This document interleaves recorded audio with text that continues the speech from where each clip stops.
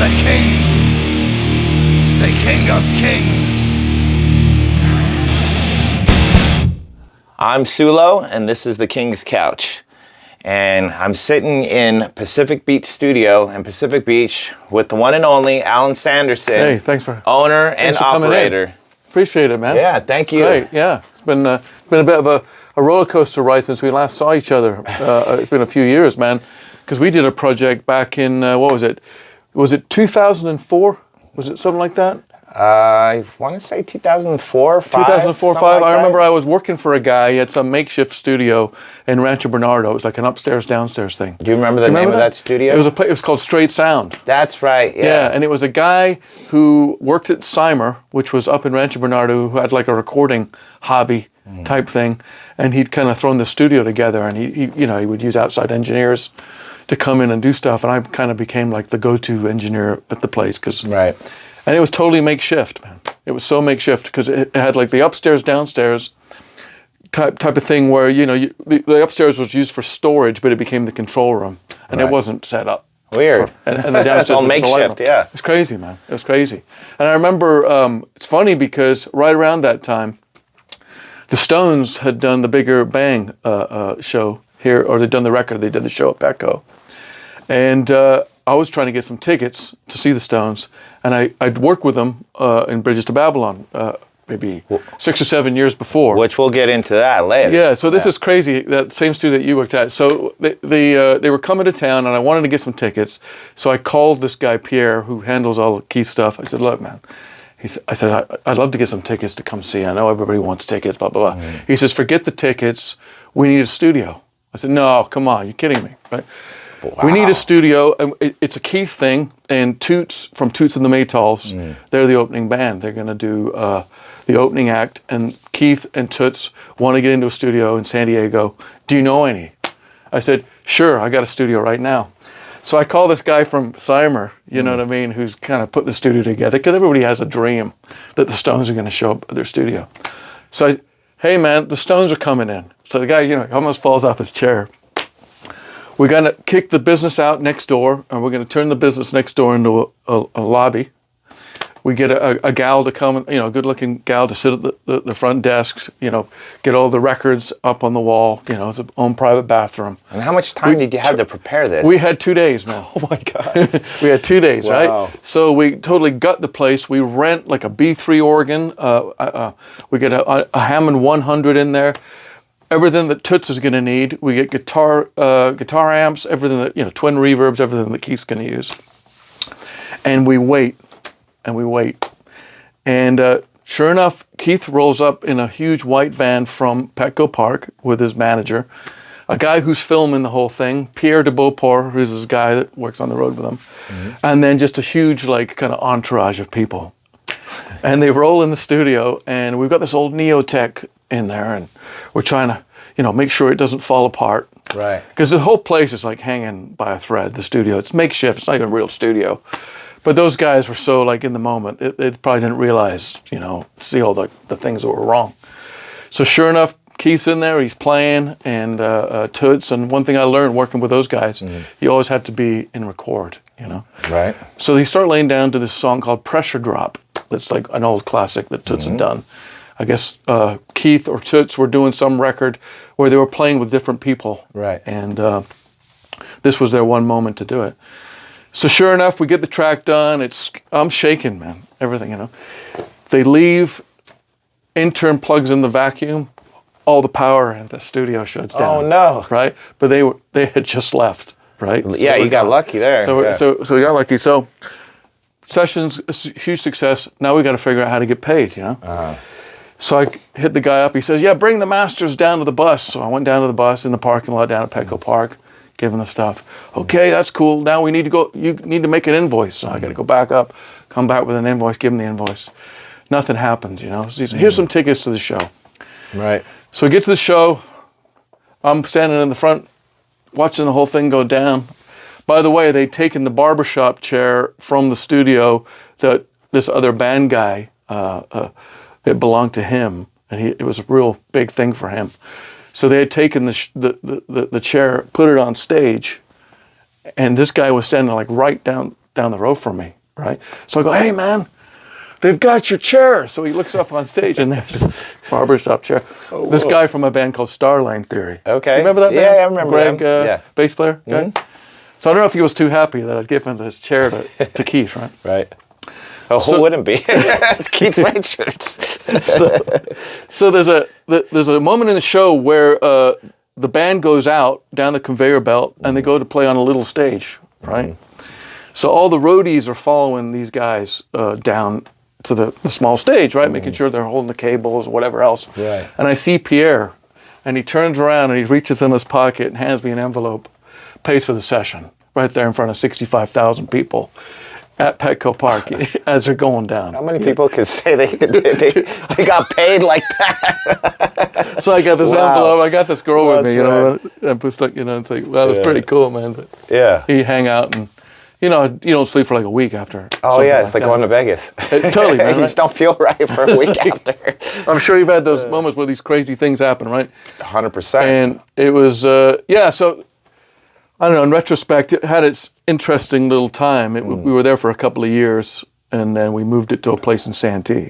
I never really got to check it out more than like 5 minutes. You know? So you never were at the sessions, man. I went there twice to give you checks. Okay, And that was it. That was about it. And then they shooed me out the door. I was like, well, I'm the executive producer. Like, come on. They didn't want anybody to be involved. They were really weird about it. So Arm the Angels was the offshoot of Agent 51. That's right. Selfless, shameless plug. Yeah, the bass player was, yeah. And that's how we originally met. So it was the bass player from Agent 51 and the drummer from Pivot. So it was like a Poway punk rock super group, but they had this amazing singer, Arnold Graham, or Arnie Graham as he went by. And not only could he sing, he could play guitar so well. And that's good. I was mesmerized from the moment I saw them when they played Brick by Brick, like the story I was telling you earlier. And, I was with Al Guerra, and Al Guerra's like, well, like I wanted to work with them, and, they can be a little hard to work with. He's a DJ guy too, yeah, right? Yeah. But what musician isn't challenging to work with? Sure. Well, And I was up for the challenge. I was probably 24, 25.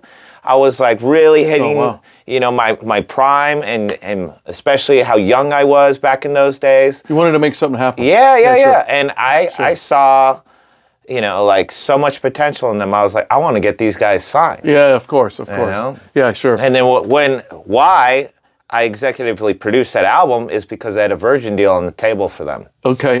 They wanted to hear the Capricorn demo that they did. Which I thought was a great demo. One of the best sounding demos from any local band that I had ever heard in my entire career, still this day. All those demos that came out of that place that were done by that guy Mario were always hard to beat. Was it Mario that did those? God, who were the guys at Capricorn? Was it TJ? TJ? Sorry. Yeah. I'm thinking Black Box. Oh, well, yeah, Black Box did good work too. Yeah. But these guys, they did their 3-song demo at Capricorn maybe like a year, 6 months before I started working with them. And I remember that night I went up to him, and Eric, remembered me a little bit. We were more on an acquaintance level back then. Eric was a bass player. Yeah, he was a cool dude. Yeah. Because his buddy was interning at Straight Sound, and I think it's one of the reasons they ended up working at that studio. Okay, so there's that connection. He had a buddy that was... I long story short, I basically let them, pick out what studio they want. I wanted them to have all the creative control in the world. I didn't realize I was going to have no creative control whatsoever.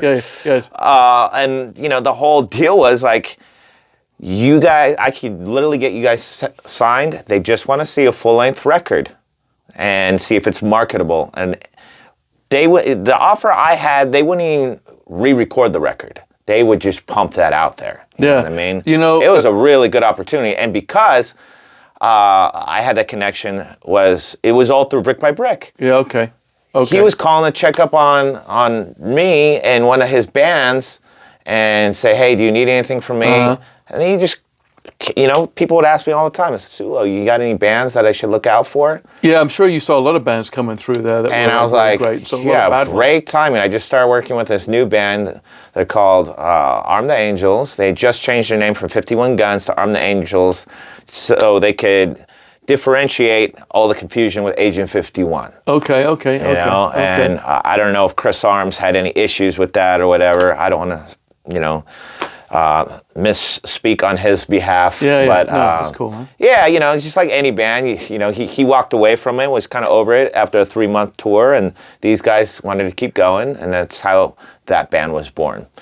And that's, you know, how we ended up meeting for the first time. That's right. And then, you know, fast forward to 2014. Yeah. I hear you open up this place. Yeah, that's right, man. Yep, 2014 was when I got a hold of it.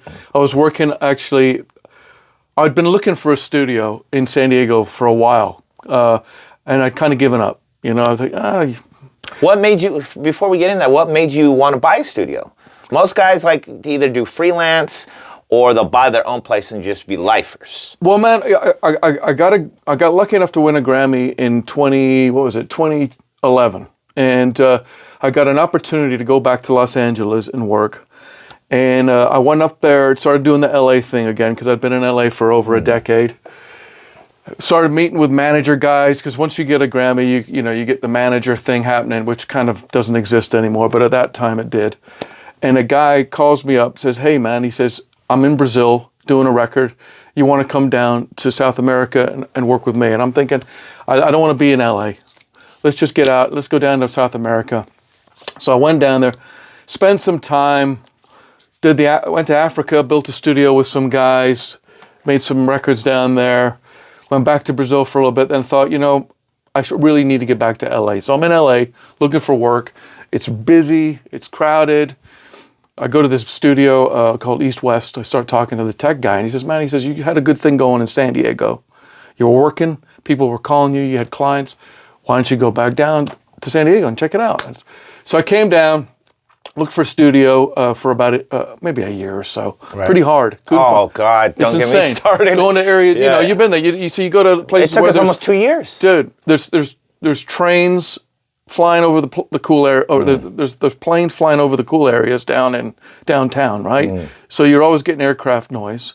You know, you go to Liberty Station, always aircraft noise. Anything underneath the flight path. And I was reminded of that recently doing this documentary for this guy, George Jimenez, that I was telling you about when we were here a few months ago recording. Yeah, that's right. Yeah, so he lives in OB, so imagine the nightmare trying to record an interview in Ocean Beach. You can't do it, man. You'd have to pause like every 5 minutes. Oh, yeah, man. It's like that theater down there in Balboa Park where they have to stop. Remember that it's closed down now? Oh, yeah, Starlight. Yeah, they're supposedly one day going to bring it back. Yeah, I saw it when we flew over it the other day. It was, you know, speaking of which, it looks pretty decrepit now. So, well, I went there during COVID, like in 2021, and met with Steve Stopper. That's right. Carlton Overstreet. I don't know if you know him. He goes. Steve Stopper was the guy that had that big studio out on Chesapeake. He's a big integral part of the Starlight, which is interesting. I'd love to see that place come back. The last show I saw there was Coldplay, and Harlan Schiffman was putting it on. Wow. And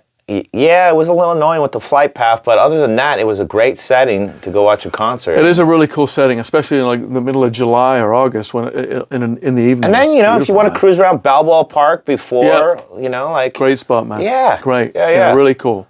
But, it's difficult to find a space in town for a recording studio environment. You know what I mean? I just looked last year for more predominantly rehearsal space. Spent 3 or 4 months looking around. A nightmare. It's a nightmare, man. Nightmare. It's a nightmare. So you're better off buying a piece of property, if you can, and putting a studio in it. Did you buy this? I didn't buy this, but I'm talking about like a house. You know, we were just in Nashville.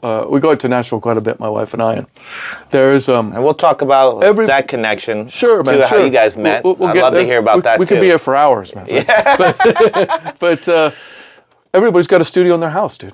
Yeah. Everybody's buying a house and putting studios in their basements. Isn't that what Rarefied did? It's that same business model. I've never. We originally wanted to do that with Iacon Sound, and I looked at property. I only had X amount in the budget, and this is back in 2011, 2012.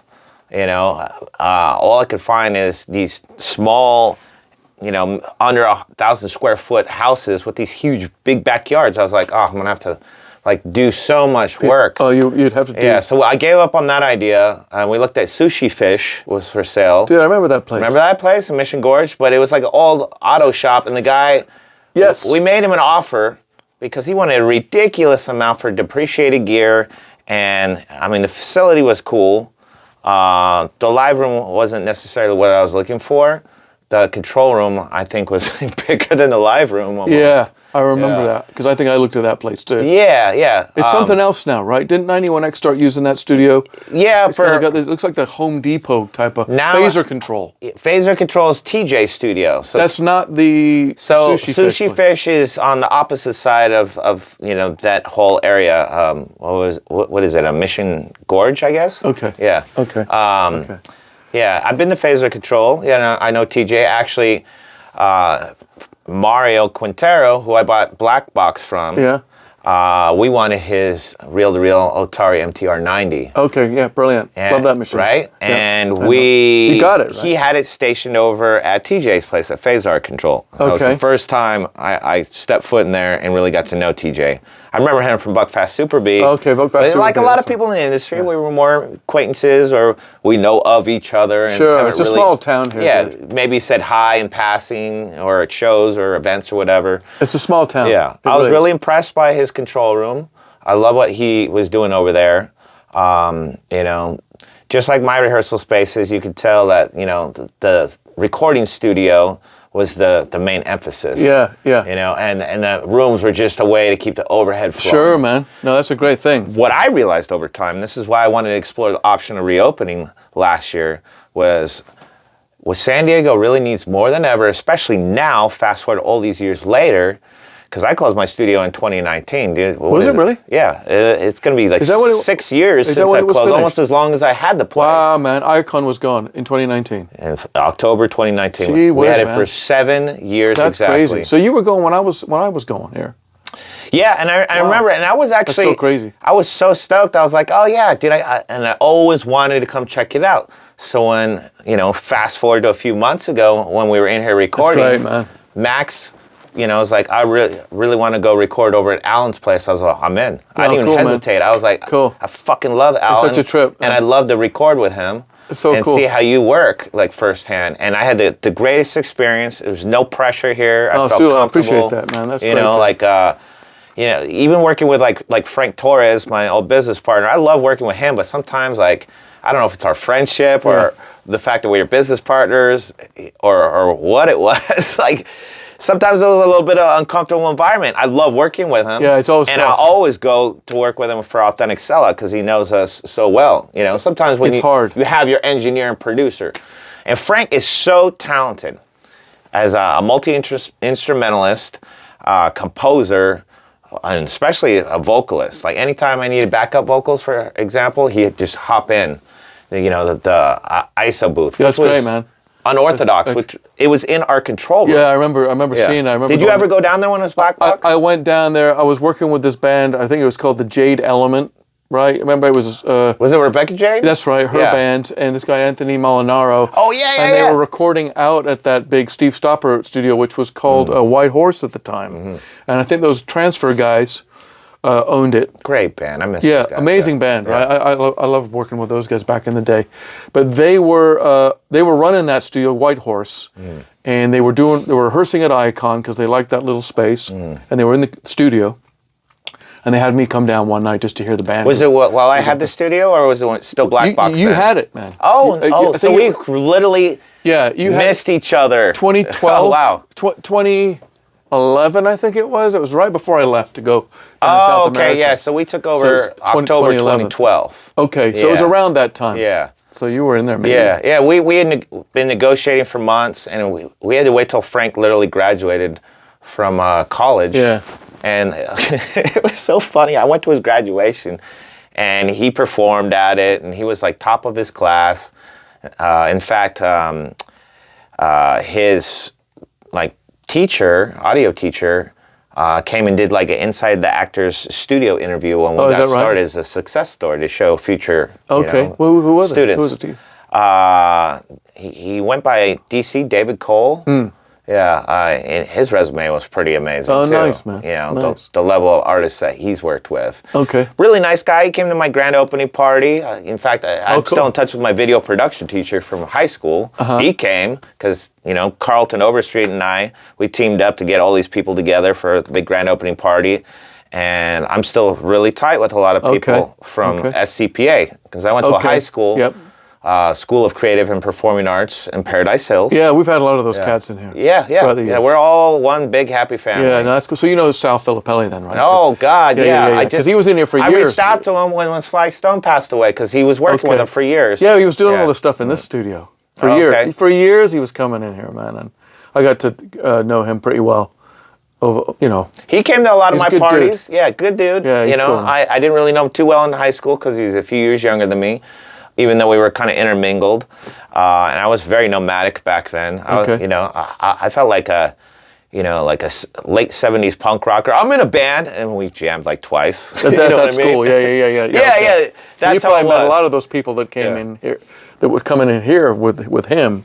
You probably had gone to school with those people. I call this the Sulo degrees of separation. Yeah, there you go, man. In San Diego, Instead of the 6 degrees. Yeah. In fact, I It's even a have a small song, world, my debut single for Sulo and Solo, my solo project, was called 6 Degrees. Okay.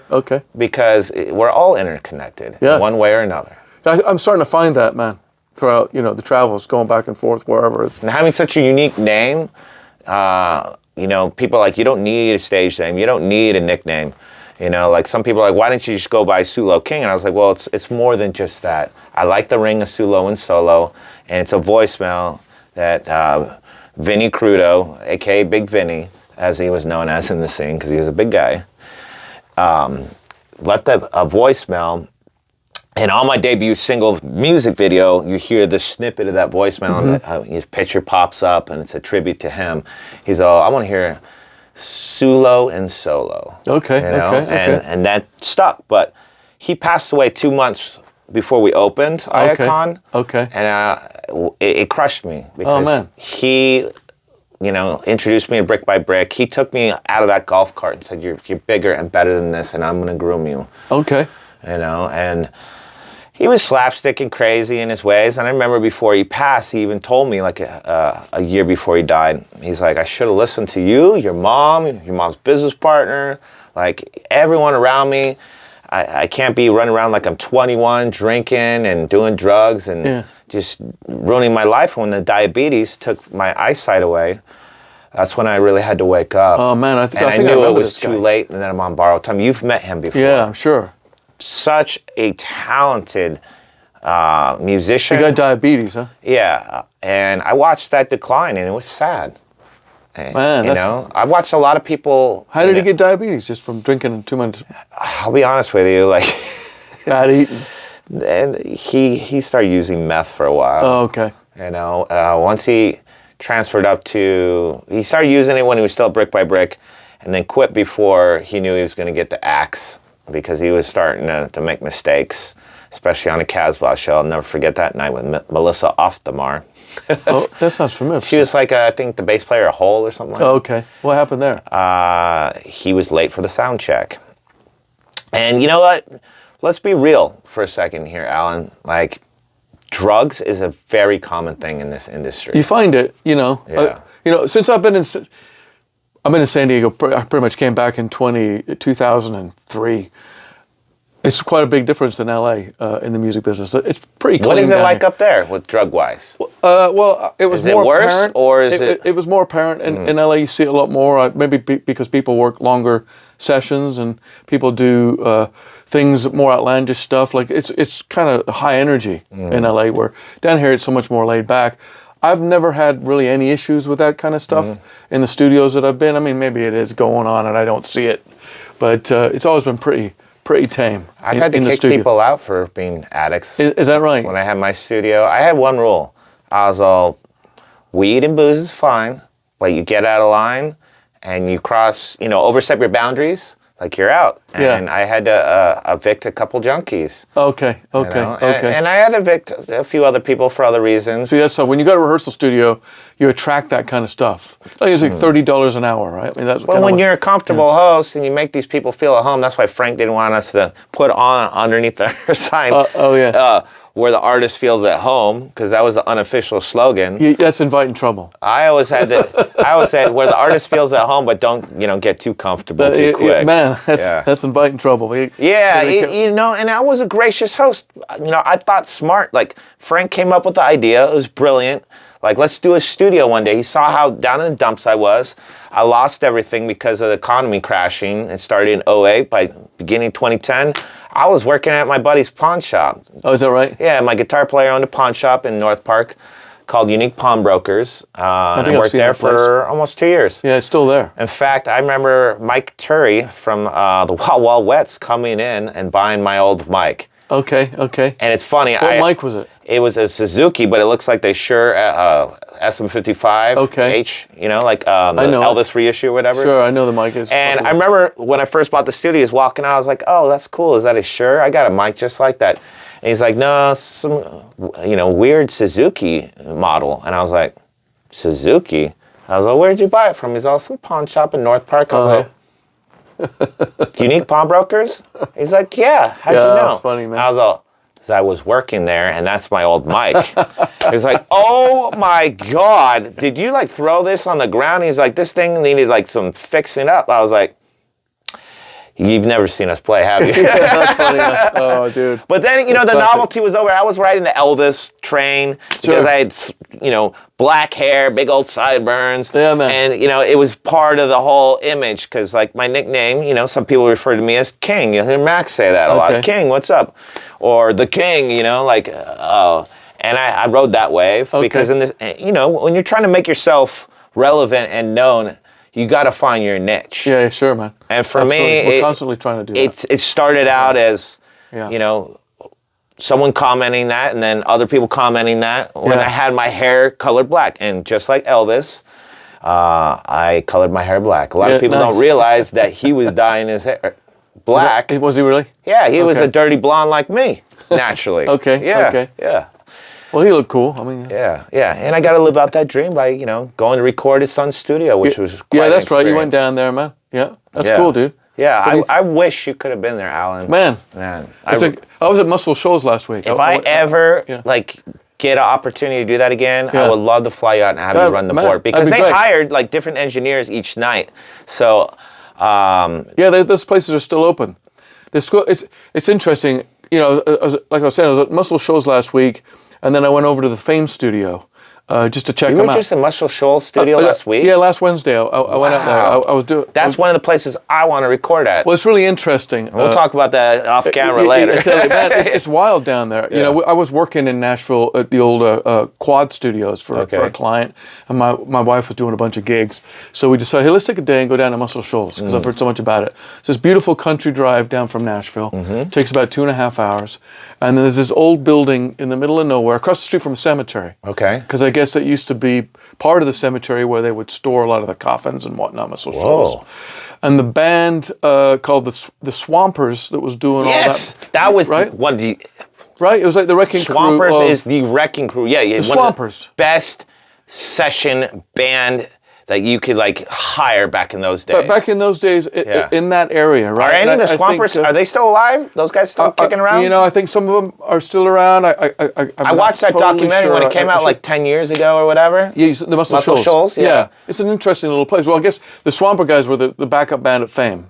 And they ended up going over to Muscle Shoals, and they started Muscle Shoals as their own studio. So imagine So they started it would have been like the Wrecking Crew equivalent out here on the West Coast, going and starting their own studio. And Muscle Shoals must have been the size, maybe a little bit bigger than Pacific Beat. You know, a little longer, thinner, Were you doing a session out there? I went out there, and I was just checking it out. I wanted to go check it out. You know what I mean? What'd you think? I thought it was great. It had an old API. I think it was an API. Do they let other engineers rent the place out? Well, here's what I understand is nighttime you can do sessions, and I think on the weekends you can do sessions on certain days. And then the Fame studio, you can do sessions during the day, and I think they give tours in the morning and at night. You know, man. I don't know if you're familiar with Fame. That was the original place, and that's more in like I think that's in Muscle Shoals too. But it's an interesting building. It just kind of appears out of nowhere on a country road, and Muscle Shoals. There it is. There's the address. So there's rad. the famous kind of. Yeah, that's When I saw that documentary, I was like, one day I want to go there too. But first stop for me, outside of San Diego studios, had to be Sun Studio. Sun Studio. Well, here's what I was getting to is that there was, when I went to Fame, there was a few people touring it, and they had been on the studio tour of like the Midwest and the South. Oh, cool. So they'd been to Stax, they'd been to Sun, they'd been to all these other places. The RCA-B. That's right. A&B. That was one guy was full on, and he says, "You own a studio?" And I said, went there "Yeah, I got a too. studio out in San Diego called Pacific Beat. It was built in '75." Blah blah blah. I started getting into it. Rad. Which was kind of cool to talk about. And let's talk real quickly about the history of this. Pacific Beat. Just for a second, you had mentioned that this studio opened in 1975. Yeah, that's right. And it opened in 1975. It was built by an actress, a Hollywood actress called Devin Erickson that was on the Waltons. Okay. And she was Little House on the Prairie and all this stuff. Oh, cool. And she had a thing for San Diego. So her and her husband in 75 were told, and I'm probably paraphrasing because, you know, these stories go down through the ages. Yeah, right. Her and her husband built a studio here. It was probably about twice the size. This whole wall wasn't here. And I think it was about 2,000 square feet. And they had a thing going, and they didn't really use it that much from what I can recall. I've seen some of the pictures, and it looked a little dark. It was kind of weird. There was like a dais over there with a few microphones on it and some piano that had like gold, like diamonds on it. You know, it's crazy. And apparently something happened, and they moved on. And then this band that did Pleasure Victim, Berlin, moved in. Oh, wow. And they did demos here in the late 70s.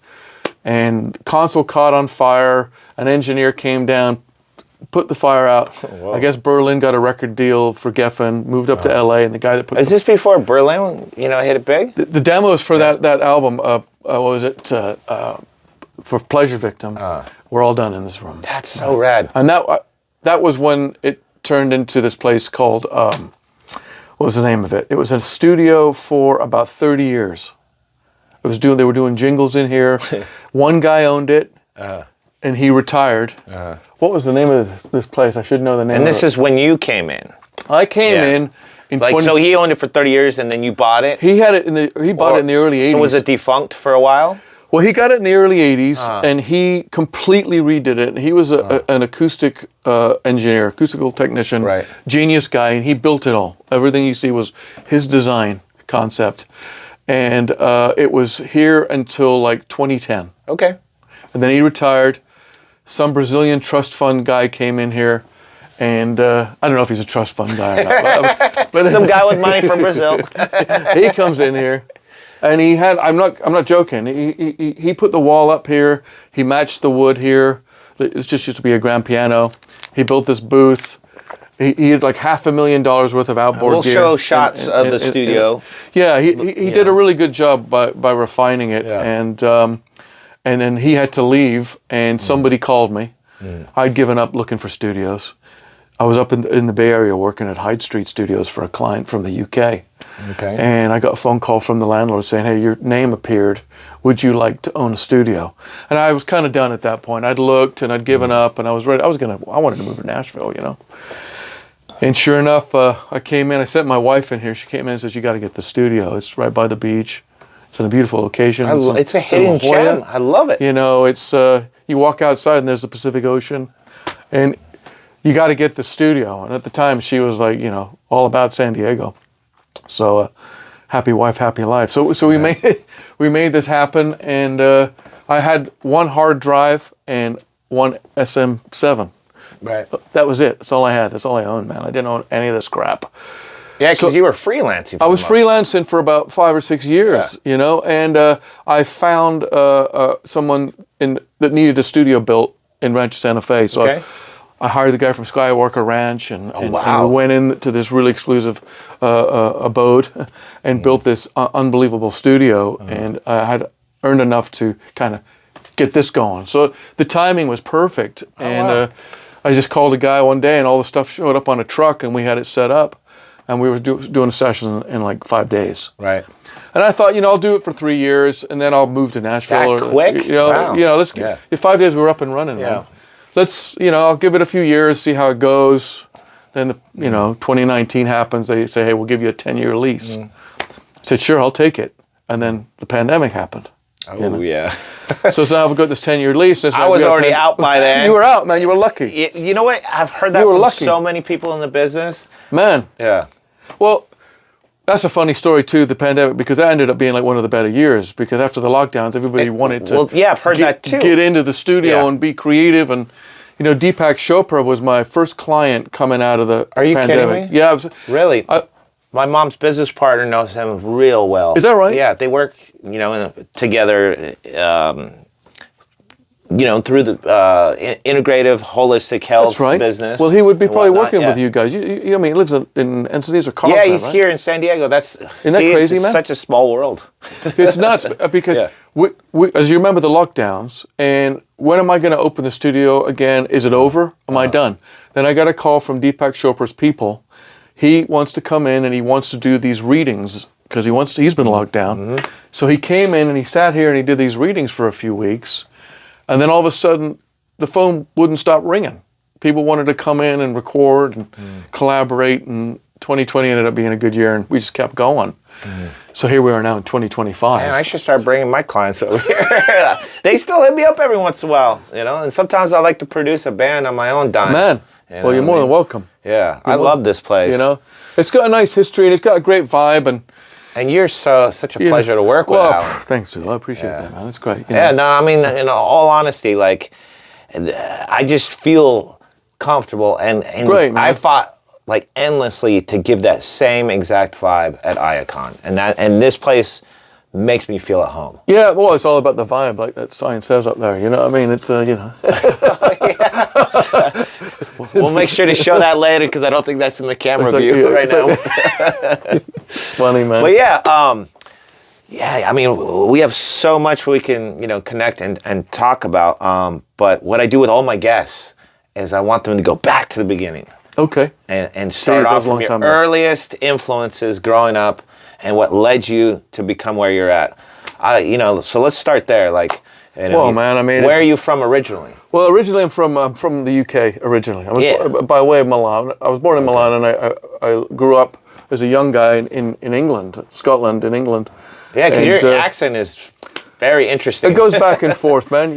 When I'm hanging in the studio, it gets more British because all British guys are recording engineers, right? But I basically just kind of grew up listening to soundtracks, as a kid in England, and of course, you've heard it from a million people. They discover the Beatles, you know what I mean, and they hear how those records are made. And for me, it was more about like how the records were made as opposed to like playing the guitar or the bass. I wanted to kind of like learn about what made the drums sound the way they did, or what made the orchestras in the John Williams soundtrack sound the way they did. And I was fascinated, and I kind of always wanted to do that.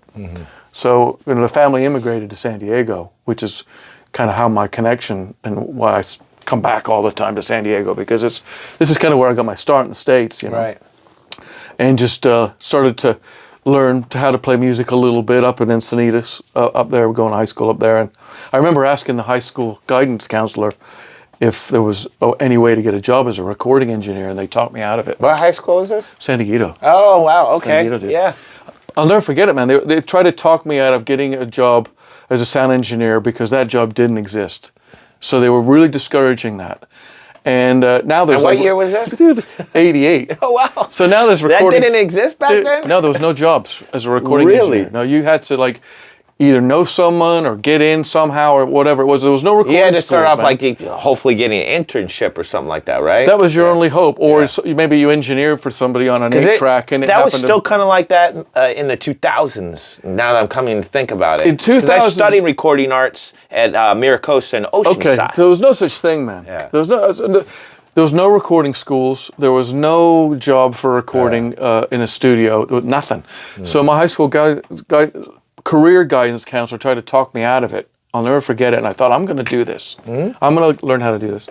So I got a few odd jobs here and there. And I said, I'm going to go to LA and I'm going to get a job working at one of the best studios I can. So I get up there, go through the yellow pages, find every studio, put a resume. I had a few restaurant gigs and a few hardware store jobs in Encinitas, you know. You sound like a struggling actor. I was a struggling musician. I was playing a little bit of It's the same thing when you're a musician too. Yeah, you get your restaurants, right? And so I just mailed them all, yellow pages, mailed them, no internet, no nothing. Right? It's 91 at this point.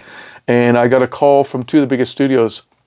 It was the record plant and Ocean Way called me. So I went to both interviews, and it was like, when you walk into Ocean Way, it was like that feeling of like, oh man, this is it. This gold platinum records, Michael Jackson's recorded here, and everybody, right? So I was really persistent calling the studio manager, and he finally said, all right, you're the next guy. So I show up, first day on the job, I got to, my job is to basically just keep my mouth shut, get people food, and clean the place, right? 21-year-old kid. Stevie Nicks is working in the back studio, and Glenn Johns is producing her stuff, So, everybody leaves at the end. I do my thing, I leave. I get a call from the studio manager. You need to get down here right away. I go down there. They go, okay, Glenn Johns just called up here complaining that you didn't clean the lobby correctly and that the flowers died. I'm like, what? He said, I don't even want to hear any excuses. It happens again, you're out. You're fired. And we'll just get someone else in to replace you. And there's a million guys who want my gig, right? Yeah. So I never made any mistakes like that again. But fast forward, like 8 years later, I've now become I've moved up through the ranks, and I'm actually engineering for Glenn Johns. It was a Country Bears Disney movie. And Don Henley's singing. I remember that. Oh my God. Don Henley's singing, the guy from Men at Work singing. Yes. And Glenn Johns is producing, and I'm engineering for Glenn Johns, And I remember, we got done early, so we're sitting in the lounge, hanging out, shooting the shit. And he's telling me about engineering, and I'm getting into it. And I'm gonna tell him that story. So I told him, I said, that first day, the flowers, blah blah, Stevie Nicks, and he starts laughing his head off. And he goes, I told those guys, he said, I used to call up and wind those guys up all the time and give them shit, because the British sense of humor thing is kind of wind up culture. You know what I mean? They always wind you up. So he was winding up the front desk. I says, man, you almost cost me my job that first day I was in here because of that. And he started laughing. It was great. It was kind of like it had gone full circle. I know all about that British sense of humor. Well, I'm sure working at clubs and stuff. Well, yeah, and I'm saying it now and kind of laughing because I got back in touch with an old friend of mine. His name's Gerard McMahon. He wrote Cry Little Sister, the theme song for the movie Lost Boys. One of the most iconic theme songs ever. Love that movie. And I didn't really get his humor when I first met him, because he was the first British person I worked closely. Sometimes they're a little fussy too. You know what I mean? Yeah. But love that guy. And in fact, we got reunited after a long, almost 7-8 year gap. And I did a really cool event back in 2008. It was before Corey Haim passed away. It was called Lost Boys Reunited. And I helped kind of formulate that whole idea for him when I first met him in 2003. Okay, cool. I got contacted by his manager, said, hey, there's this artist, he's working on the Witchblade soundtrack, he's going to be down here for Comic-Con, can maybe book a show for him, we're looking for venues. And I was like, what's the guy's name? He's like, Gerard McMahon. And he's like, have you ever heard of the movie Lost Boys? I was like, yeah, I love that movie. He's like, he wrote the theme song. I was like, ding. And then once I started working with him, we did a couple shows together. Nice, Fast forward, I was like, you know what? We should really start marketing that Cry Little Sister, because you just told me that nobody realizes that you're more of a recording artist, songwriter. Nobody knows who you are as a performer. They just recognize you with that song. There's a lot of guys. Primarily. And this guy's written songs for Roger Daltrey, Kiss, the list goes on. Yeah. Soundtracks galore. Yep. And fast forward, we did this rad event with cast members from Lost Boys, including Corey Haim, Brooke McCarter, who's also unfortunately passed away since. He was the vampire that died in the bathtub in the movie Lost Boys. Oh, wow. Yeah. And now he's got like Billy Wirth, the Death by Stereo guy, you know, who Ephraim from Death by Stereo got their name from. Okay. Shout out to Ephraim. And Billy, I said Billy Wirth, Alex Winter from Bill and Ted's Excellent Adventure. Yeah, I remember. And then Jason Patrick, who played Michael, and a couple other cast members. You know, he was the main guy in Lost. I wish Kiefer Sutherland, even though they've done appearances together in the convention circuit, and I'm trying to, you know, see who else we can get Is this a involved. Comic-Con? This was an event at Brick by Brick that we did 17 years ago. We're trying to recreate that now. Okay. Like in the last couple weeks, he's been in touch with me and wants me to do an event, hopefully during Halloween, if it's not too late to set that up. Whereabouts would you do it, man?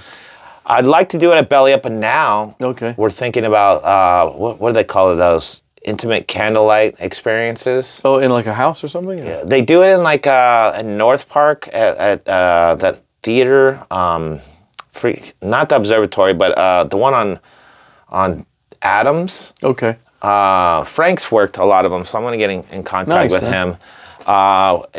They literally light up the entire room with candles. Real fucking candles. And they do these interesting different concepts. Oh, that sounds over cool, there. man. Yeah, it's like an intimate candlelit performance. Wow. Literally. Excuse me, I'm just going. Yeah. So yeah, that's what, you know, just fell on my plate a few weeks ago. And I love great, Gerard. And he goes by G. Tom Mac now because, you know, no one can say McMahon because it's spelled like McMahon, and everyone would always mess it up. So he just shortened it completely. But yeah, that just made me think of that story. Oh, wow, that's crazy, man. Crazy. That's how I ended up on that tangent, guys. No, that's cool. But yeah, let's go back to your story. No, it's okay, man. That's good. That's why we're here, right? That's good. No, it's all right, man. Yeah. It's all right. No, just going back and forth in you know, the past and what's happened. A lot of things have taken place. You know what I mean? There's been a lot of different events. And, trials, tribulations. yeah, you meet people, and there's always a lot of opportunities knocking in music, and some things work out, some things don't. You know what I mean? And you meet a lot of characters along the way. Yeah. You know what I mean? Let's talk about how you met your wife. Well, I met her in a studio, of course. First of all, his wife is Taryn. Talon. Or sorry, Her name is Talon Ray, and she goes out to Nashville. I was getting another artist mixed up in my head. Taryn Donathan. She's a working songwriter in Nashville. She's helped me run the studio for its longevity, and we go back and forth to Nashville quite a bit. I've been working out there a little bit more, just experiencing. So you met her when you were in a working environment. Yeah. We met. She was a singer in the studio, and that's where I meet everybody, man. Mm-hmm. My whole life has been in a studio, you know. So, but pretty much the last 35 years of it, it's been. I mean, I was trying to calculate the amount of sessions, and it's thousands of sessions, man. I mean, it's unbelievable. I've been in the studio almost every day for 35 years. So, you know, meeting Talon in the studio just seemed appropriate.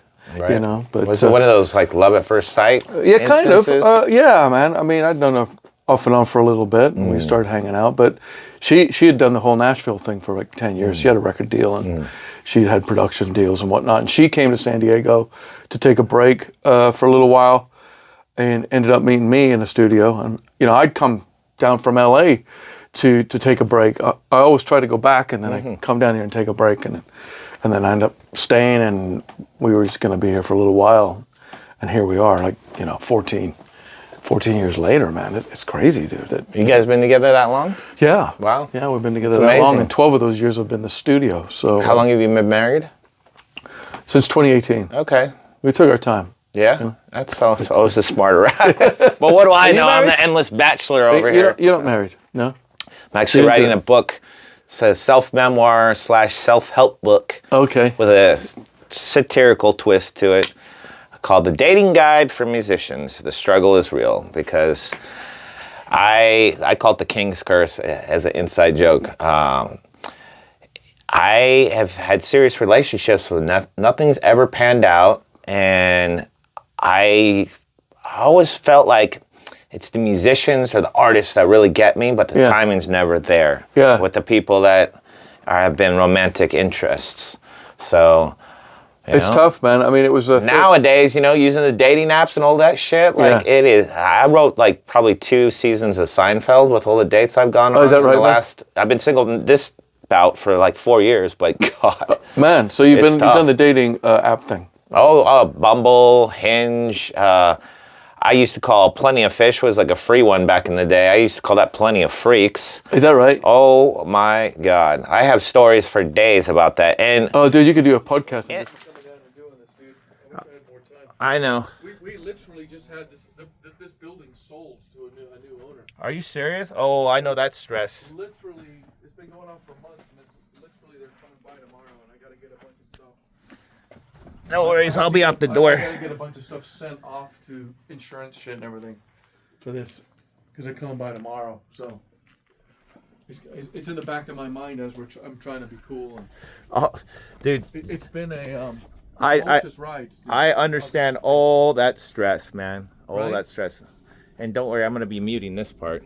This is just for aesthetics with some music behind it. And then let's get some of your gold records and what is that? That's the Fleetwood Mac album I was talking about. Oh, cool. That's the one that turned into Say You Will. Nice. It's becoming like a bit of a... I should start selling T-shirts in this lobby.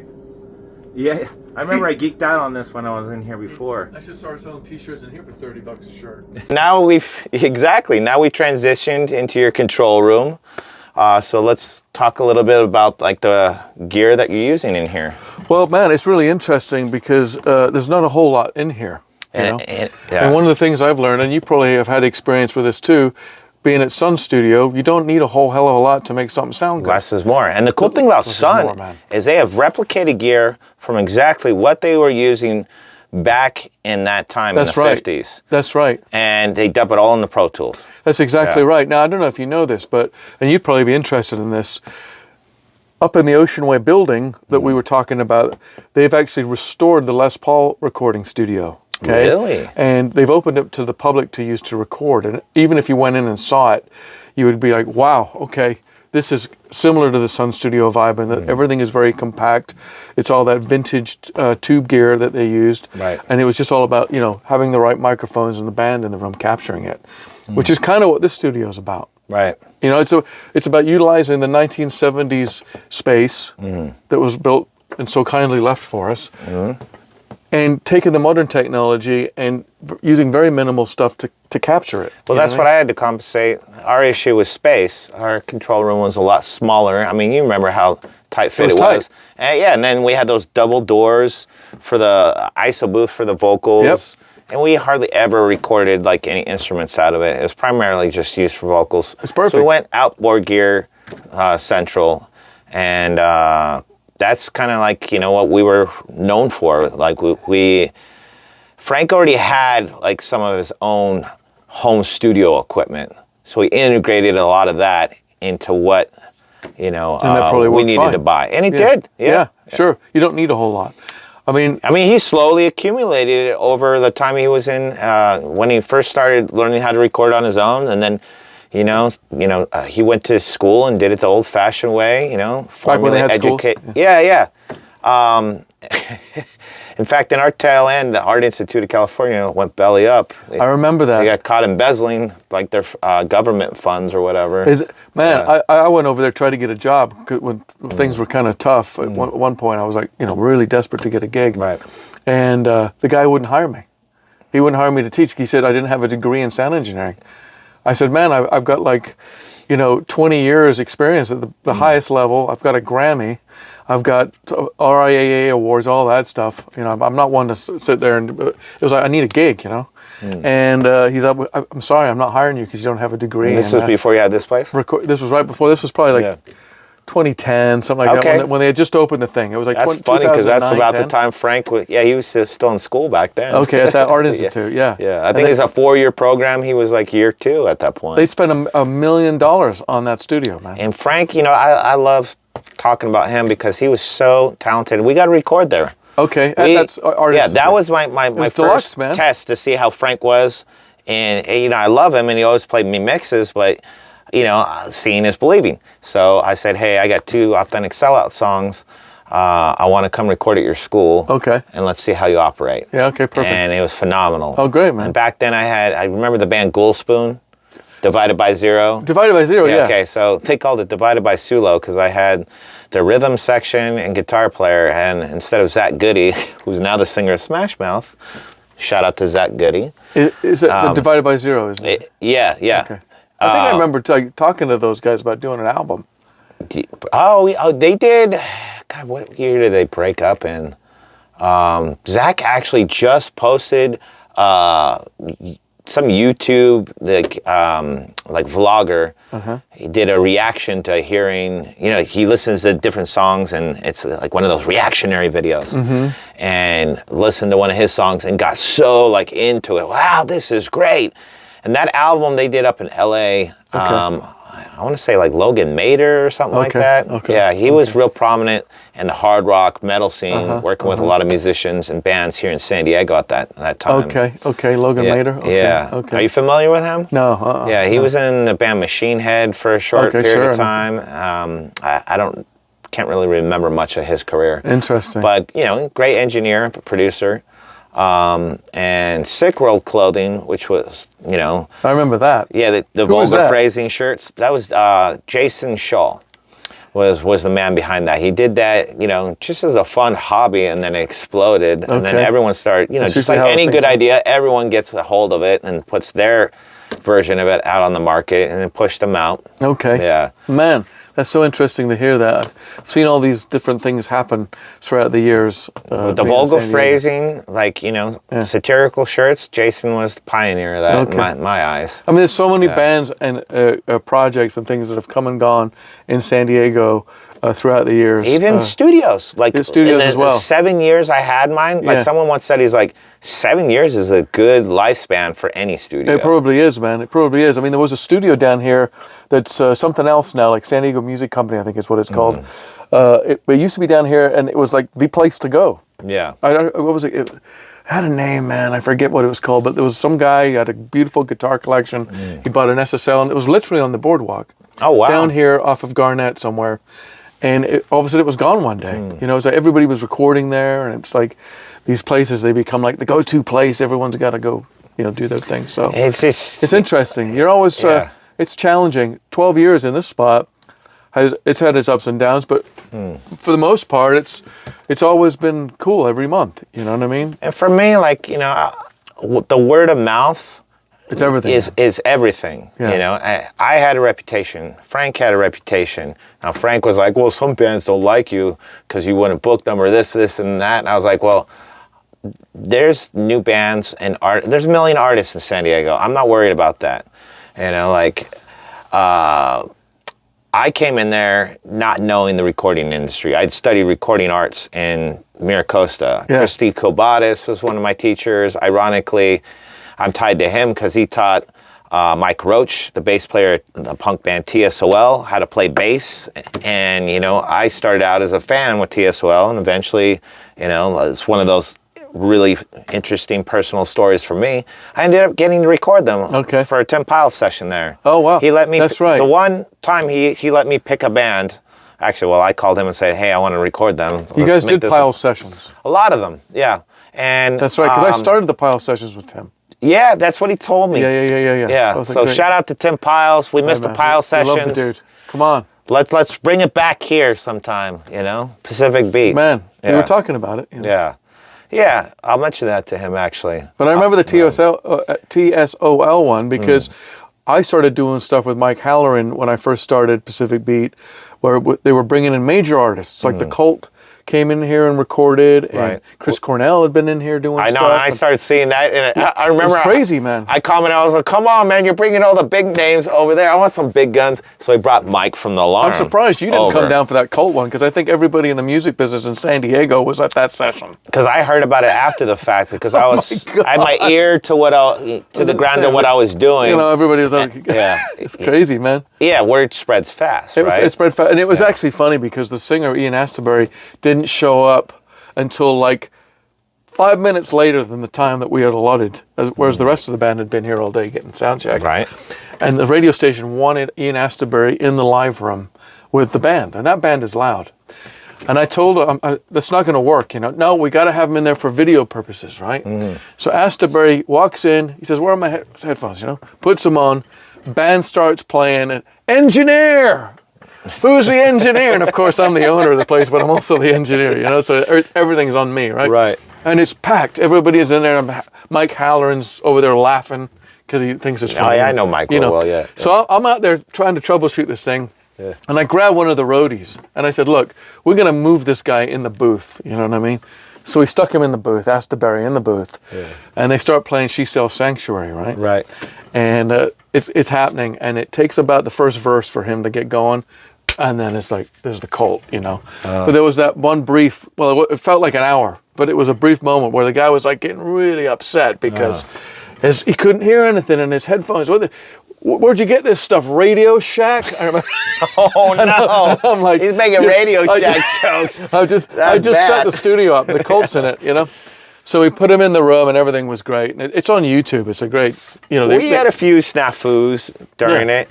You know, one thing I will say about Frank, he never folds under pressure. Okay.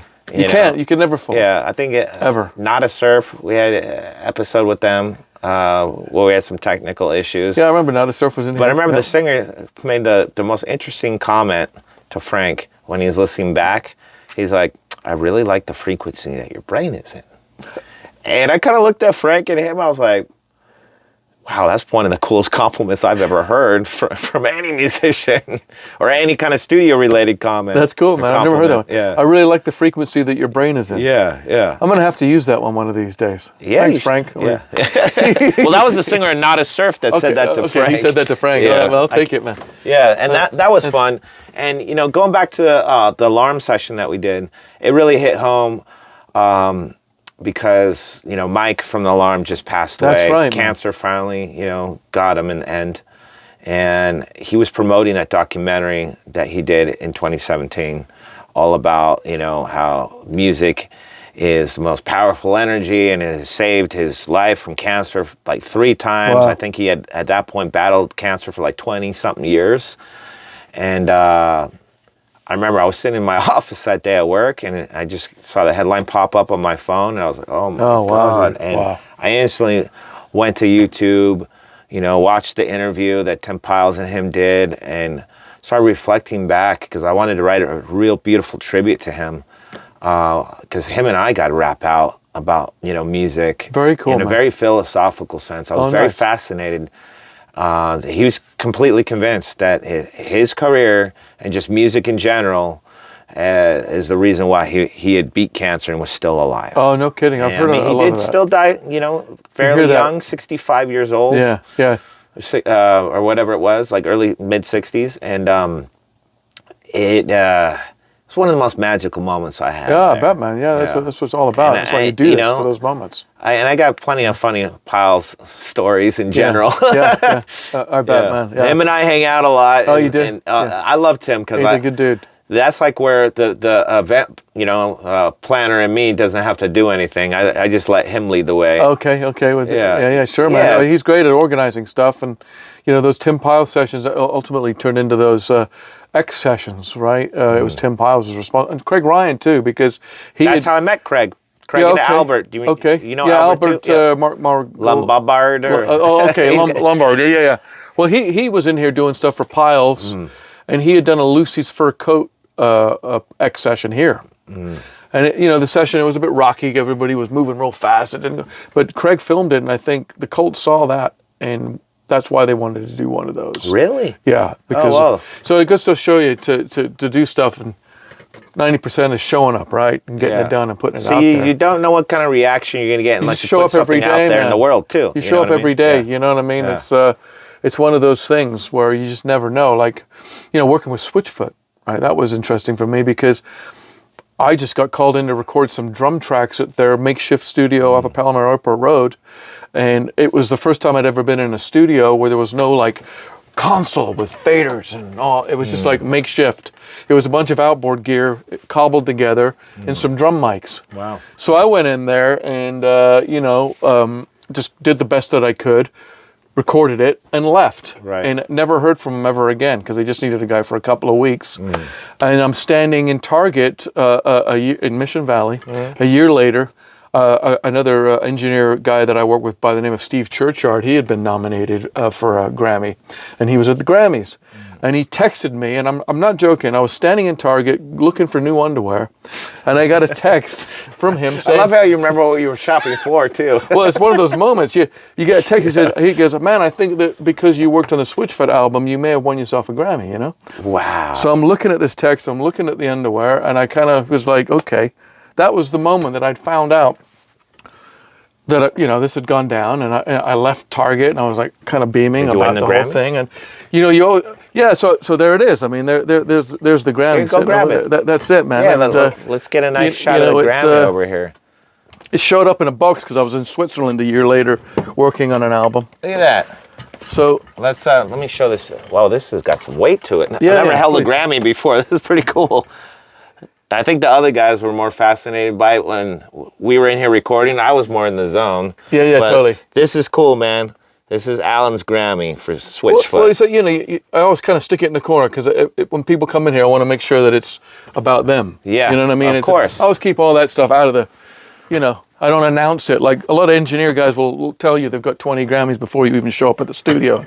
I just want to be cool. Yeah, it's about the musicians, that's what I love about you, Alan. You're so humble. You got to be humble. Yeah. But the thing is, you keep showing up because you never know. That's the point of what this discussion was, is that showing up at that studio, which happened to be like 3 or 4 blocks from where I grew up. I'd gone all over the place, man. LA, South America, like I told you, all these places, Europe, trying to look for greatness to get that Grammy. And turns out I end up winning it off of Palomar Airport Road and finding out in fucking Target. Looking for underwear, man. Yeah, right. Right? I mean, it sounds like a crazy story. And then it shows up in a box like at my family's house while I'm working in Switzerland on a project. And it's just like you always expect that moment. And sure, there may be another moment. Who knows? Maybe there won't be. Where you're going to be on stage and you've got your tux on and all these people. And it's like, it was one of those things. I think the band actually won it in the ceremony that happens before the main ceremony. Right. Because it's like a smaller category, But, man, it's all about, so cool. It's all about showing up, dude. Was that your only time winning a Grammy or being nominated? I've worked on other albums that have been nominated. I worked on an Elvis Costello Burt Bacharach record. Cool, let's talk about that. I love Elvis Costello. Yeah, it was really cool, man. They had worked on a record called God Give Me Strength for a movie about studios, I think. Okay. It was a Carole King story. I forget what it was. But they'd done that, and then it inspired an album that they ended up making over at Ocean Way. And I'd been, at that point, by 98, I was doing a lot of sessions as an engineer guy.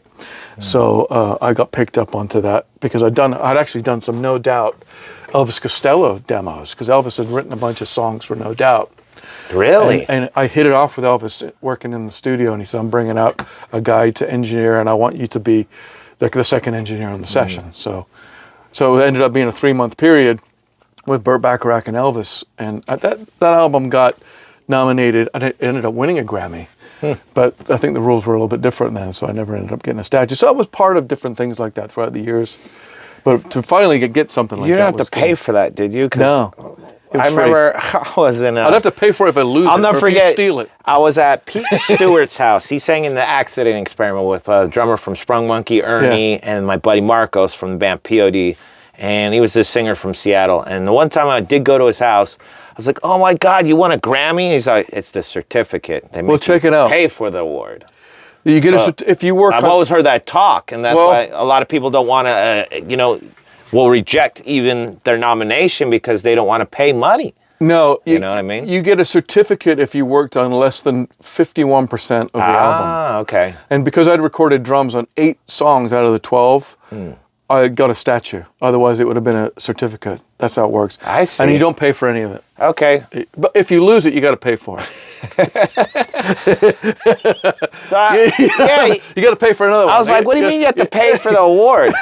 So maybe he just didn't heard wrong or didn't know. Who knows? Well, man. I mean, that was 20-something years ago, too. The rules have changed because now you can be a Pro Tools guy and there's like 50 Pro Tools guys on a record now.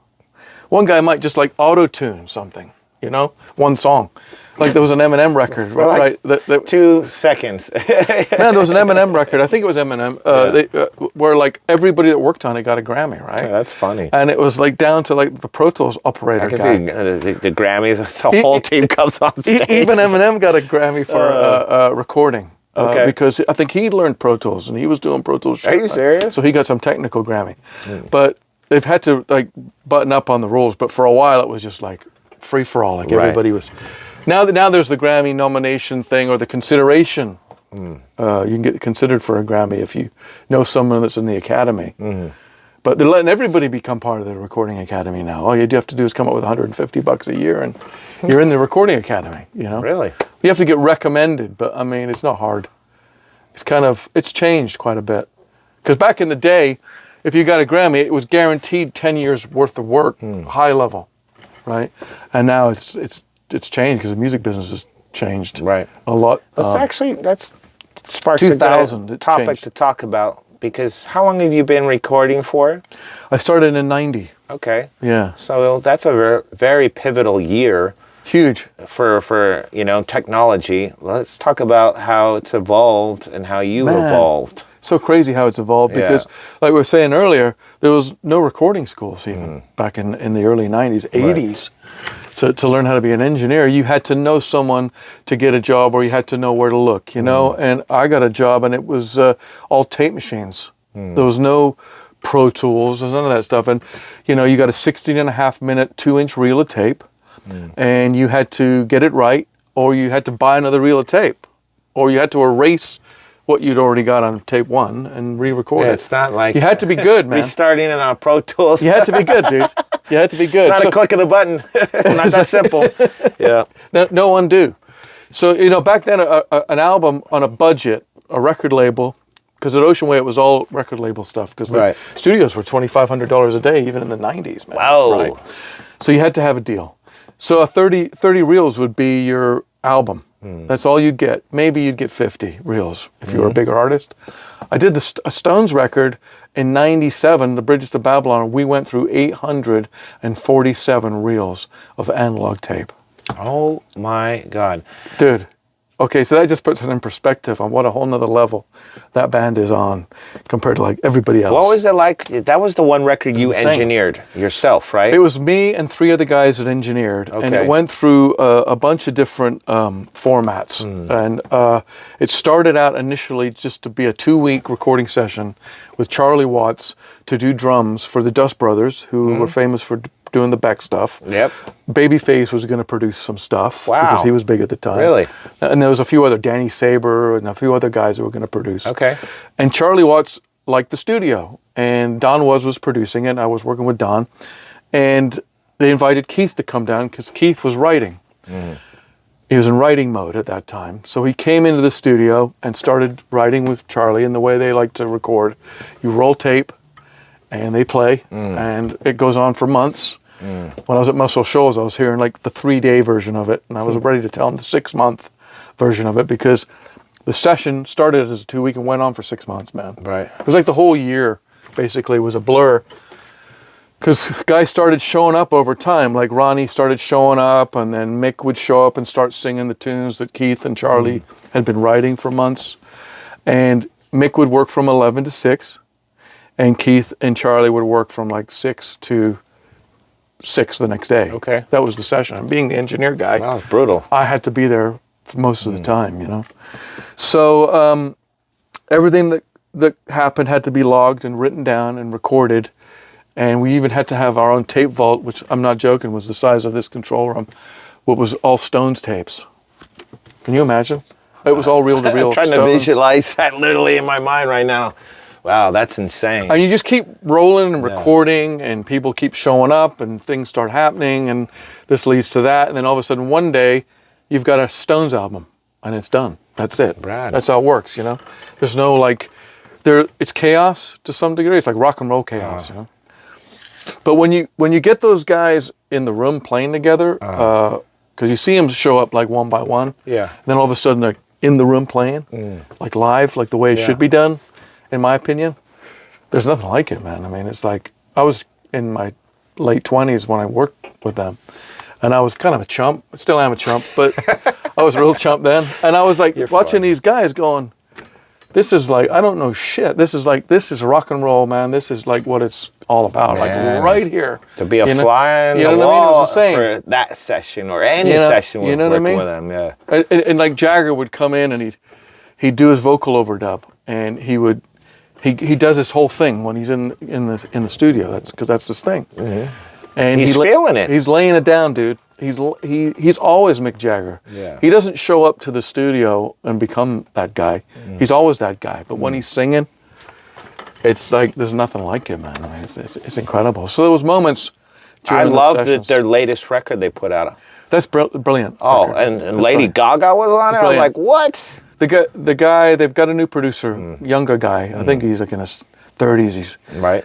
Andrew Watt, I think, and he really knows what he's doing. Yeah, I mean, the production was excellent on it. Excellent. Top notch. The songs are great, and he's working with Elton and all these other guys. And you've worked with Elton too. I did some stuff with Elton in 2002. What was that like? That was an incredible experience, in that he would come in the morning, and Bernie Taupin was working with him at the time. They'd started working together again. Bernie Taupin would hand Elton the lyrics, and Elton would go sit at the piano and he'd write a couple of tunes. And then by noon, 1 o'clock, the band would come in and lay down their tracks. Rad. Originally, it was the guy from Soundgarden was the guitar player. No way, really? Novoselic from Nirvana was the bass player. What? And Matt Chamberlain was the drummer. That's like a super group right there. It's a super group, right? At that time. Okay, so it's like early 2000s. Wow. And the producer was Pat Leonard, who had done, he was famous for a lot of great records, but he'd done a lot of the Madonna stuff in the beginning. That's so cool. So the idea was to get those guys to play live with Elton John, and that was going to be the kind of a goodbye Yellow Brick Road thing. But the couple of the guys didn't read music, so they kind of had to send them back to Seattle. So they brought in this guy Rusty Anderson, who was just starting out, who plays with McCartney now, and a bass player guy Paul Bushnell, who did the Commitments stuff. Yeah. And they ended up bringing those guys in. They kept Chamberlain around, and they would overdub. Chamberlain's amazing. He's amazing, I got to book him with Niacin a few times at Brick by Brick. I'm sure you did, dude. Mm-hmm. You've met him. Yeah, oh yeah. Nicest guy in the world, too. Unbelievably cool guy. Right? Yeah, such great history. I had a rad conversation with him. I really liked working with it. Well, okay, cool, man. Yeah. So he was... he's a genuine artist. Yeah, Max and I were all in the, we nerd out and book all the super groups like that. And, were you there for the Bernard Fowler gig? Yeah. You were there for that one, right? We've literally been in the same room and not even realized it so many times. With Bernard Fowler? Yeah, I was there for that one. Okay, and Waddy? Yeah. Yeah, okay, because those guys were on that Bridges to Babylon session. They were a huge part of that. Oh, really? Session. Oh, yeah, cool. Yeah, they were. Yeah. Everybody in LA that was doing music was at that session pretty much every night. Doing it was unbelievable, man. Like, you'd look over one night and there'd be like Bobby Keys, or there'd be like what's his name, the keyboard guy that was on the Beatles stuff. What's his name? Bobby. I wouldn't know. I'll be honest with you. I'm not a Billy Preston Beatles fan. Billy Preston. Even though I have seen Paul McCartney once, and I was pretty impressed. And I did have Pete Best at my studio. Oh yeah, that's right. He was a Beatle. I heard he came up. That's right. He was in town. I remember. I don't know if you know Chris Leva. Sure. He set that all up. It was for the Beatles Fest they have over at what's that place in North Park? I'm having a brain fart right now. Queen Bee's. That's right. Yeah. So I had a picture with Pete Best. Okay. And I think Otis Redding was singing in the photo. It was all sepia tone one. And oh, dude. I bought it at Aztec Graphics, one of the only poster shops left in San Diego. Okay. And, I wanted artwork to make it look like a kid's bedroom or something. So people can be like, I had that. Actually, I've had old musicians come in. I had that same poster growing up in the 70s.